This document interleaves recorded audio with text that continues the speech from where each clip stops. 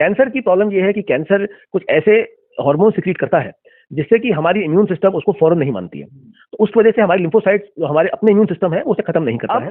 कुछ नए सिस्टम्स आए हैं जिसमें हम अपनी इम्यून सेल से ही उस कैंसर को मार सकते हैं। कई लोगों में ये फैली है कि ये कैंसर होने से बचाता है।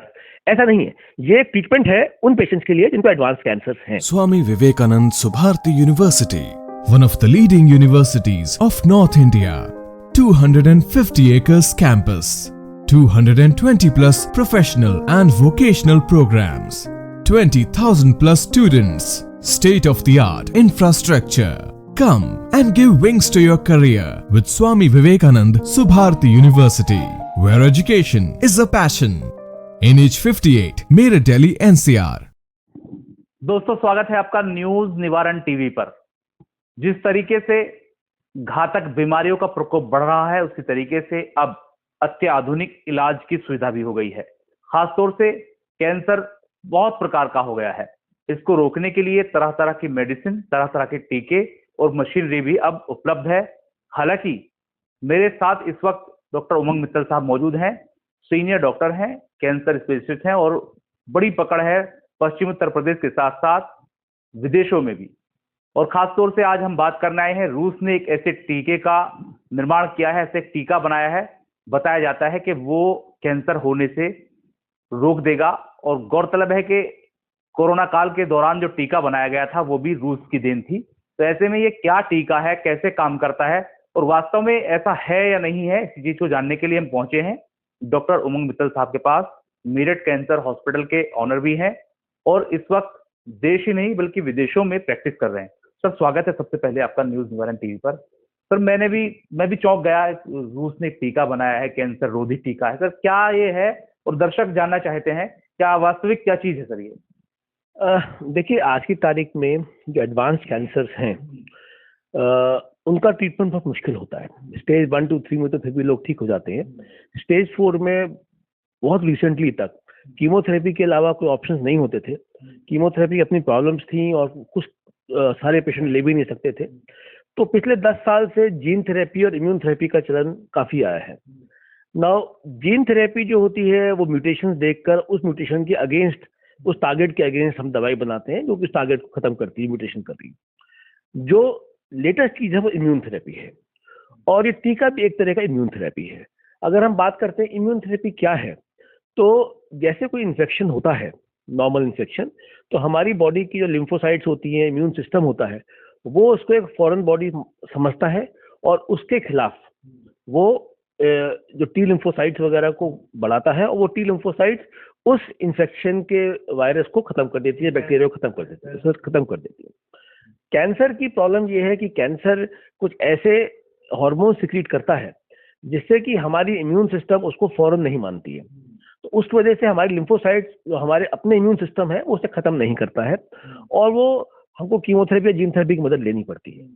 अब कुछ नए सिस्टम्स आए हैं जिसमें हम अपनी इम्यून सेल से ही उस कैंसर को मार सकते हैं अपने।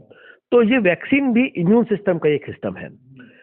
पहली बात तो कई लोगों में ये फैली है कि ये कैंसर होने से बचाता है। ऐसा नहीं है, ये ट्रीटमेंट है उन पेशेंट्स के लिए जिनको एडवांस कैंसर्स हैं और ये हमारी इम्यून सिस्टम को प्राइम करता है कि उसको ये मालूम चले कि ये कैंसर है और हमारे इम्यून सिस्टम टी लिम्फोसाइट्स वगैरह उस कैंसर सेल को मारते हैं। तो बेसिकली एक ट्रीटमेंट है ऑलरेडी एग्जिस्टिंग कैंसर्स में। ऑलरेडी इस तरह की वैक्सीन्स वेस्टर्न कंट्रीज के अंदर भी 1-2 कैंसर्स में यूज हो रही हैं, जैसे मेलेनोमा जो एक स्किन कैंसर है, बहुत खतरनाक है, उसमें ये इस तरह की वैक्सीन ऑलरेडी यूज हो रही हैं। इसी तरह से अभी रिसेंटली ब्रेन ट्यूमर्स में भी ये वैक्सीन यूज हुई हैं। इसी तरह की ये एक वैक्सीन है जो रशिया में अब बनी है और इसमें बेसिकली वो क्या करते हैं, जो कैंसर सेल है अगर उसके खिलाफ कोई दवाई नहीं मिल रही है और नॉर्मली जो इम्यून सिस्टम की हमारा जो ट्रीटमेंट है उसमें हम कुछ पर्टिकुलर म्यूटेशंस होते हैं इम्यून सिस्टम के, अगर वो दिखाई देते हैं तो उनको हम ब्लॉक कर देते हैं ताकि हमारा इम्यून सिस्टम उनको मार सके।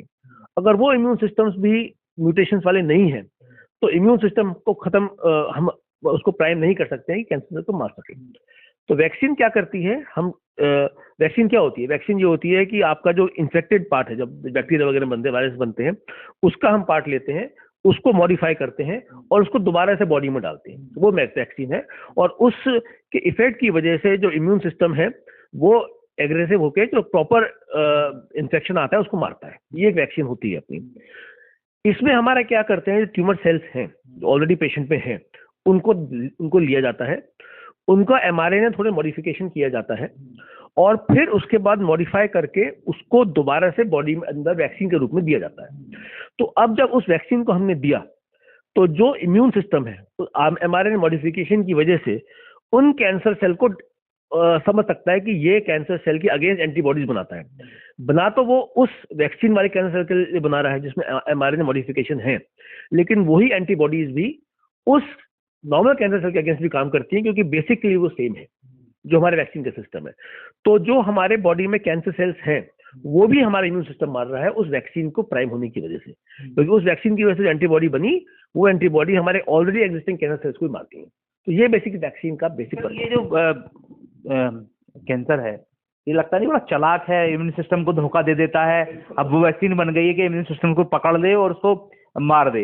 हालांकि नई चीज ये ऐड हुई है सर, वो एआई भी इसको अब जो है पकड़ने लगा है सर। ये क्या है, वो वैक्सीन और एआई दोनों मिलकर अगर लग रहा है आपको कि आप लोगों के लिए बहुत कारगर साबित होगा और पेशेंट को जल्दी दुरुस्त किया जाएगा?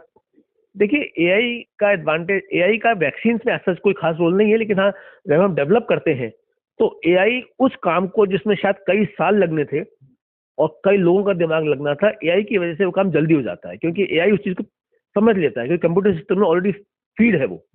तो हमको अदरवाइज 10 लोग बैठे, 12 लोग बैठे डिस्कस करें, वो एआई जल्दी कर देता है। तो हमारी जो दवाई बनाने का टाइम है वो कम हो गया है।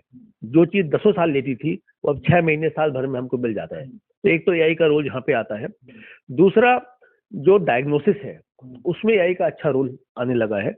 जैसे कि कई बार देखा गया है कि सपोज स्किन रीजन है, स्किन कैंसर्स वगैरह है, या ब्रेस्ट कैंसर्स है, लंग कैंसर्स है, उसमें कई बार आइडेंटिफिकेशन बाय अ डॉक्टर थोड़ा सा एक ह्यूमन एक सिस्टम होता है, डिपेंडेंट होता है, वो मिस कर जाए।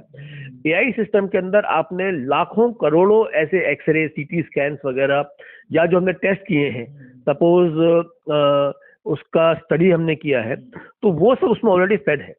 तो जब हम ऐसा कोई चीज डालते हैं एआई के सामने, वो करोड़ों को एक साथ ही करके और हमको आइडिया दे सकता है। तो जिस चीज में एक ह्यूमन का 94-95% करेक्शन रेट है, इसका 99% हो जाता है। इसी तरह से आपने सुना होगा कि वो लंग कैंसर के अंदर एआई सिस्टम यूज कर रहा है। तो बेसिकली जो हम ctDNA, जो ट्यूमर डीएनए वगैरह होते हैं या एयर में भी जाते हैं, उसको आइडेंटिफाई करना बहुत आसान नहीं होता है। तो एआई सिस्टम की वजह से वो उस चीज को ज्यादा अच्छी तरह फास्ट कैलकुलेट कर लेता है। तो जो कई बार हमारी ब्रेन मिस कर जाती है, वो एआई उसको हेल्प कर देता है।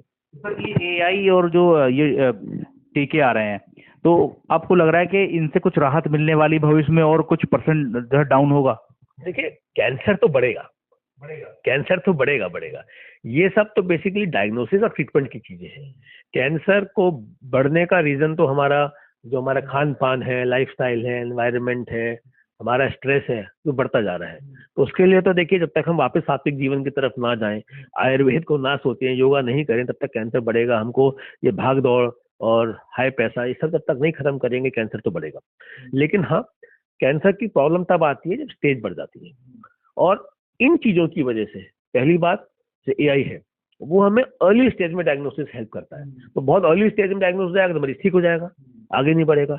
दूसरा, किसी में आगे बढ़ भी गया, स्टेज 4 भी हो गई, तो इन टीकों की वजह से, इम्यूनोथेरेपी की वजह से, जो पेशेंट पहले 6 महीने भी नहीं जीते थे, अब हो सकता है 10-15 साल में जाएंगे तो पूरी जिंदगी आराम से जी सके।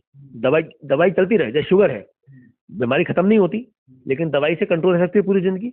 ऐसे ही इन टीकों से और बाकी जो नई खोजें हो रही हैं, उनसे हम उन कैंसर के खिलाफ लड़ाई ऐसी लड़ सकते हैं कि चौथी स्टेज का कैंसर भी शुगर और हार्ट डिजीज की तरह बिना घबराहट वाली चीज जाएगी। ठीक, कोई बात नहीं, हो गया, स्टेज 4 हो गया, नहीं ठीक हो सकते, हम ये दवाई लेंगे, वैक्सीन लेंगे और ठीक चलते रहेंगे, अपनी नॉर्मल जिंदगी जिएंगे। ऐसा तो नहीं है, एक नया दौर मूवी आई थी, उसके अंदर तांगे की और उसकी बस की रेस हुआ करती थी।